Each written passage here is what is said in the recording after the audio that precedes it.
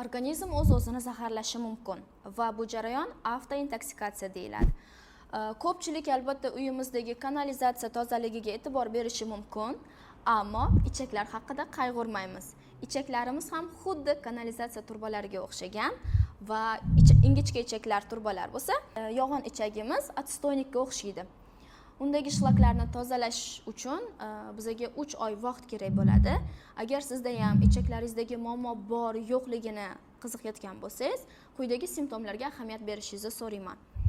Ich qotishi yoki ba'zi holatlarda ich ketishi bunga misol bo'lishi mumkin va albatta og'izdan keladigan badbo'y hid, allergiya, yog'li ovqatlarga, ba'zi bir hidlarga chidolmaslik, ko'ngil aynishi, bularning barchasi ichakda zaharlanish ketayotganidan dalolat beradi.